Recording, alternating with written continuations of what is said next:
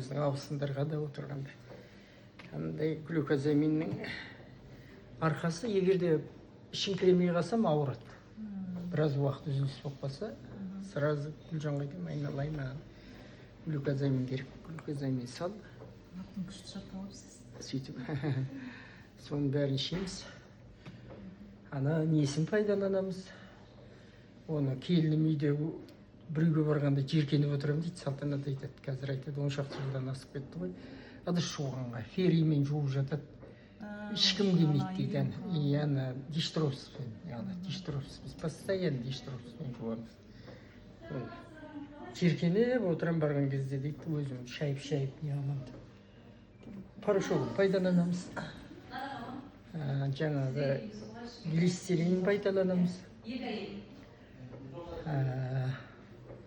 Порошогын пайдаланамыз. Алғашқыда білмей, порошок көпірмейді.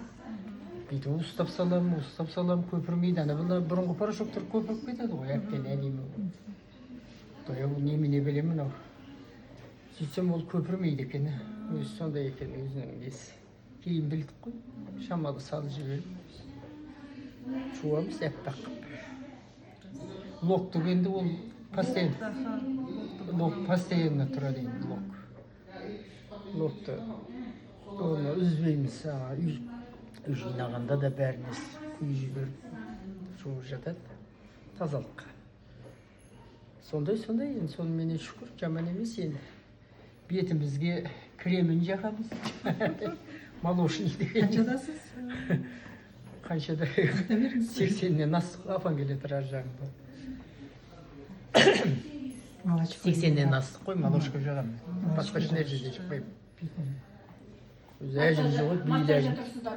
Әжім пісті. Ақыры кім? Мен. Сіз бақыр? Сөйтіп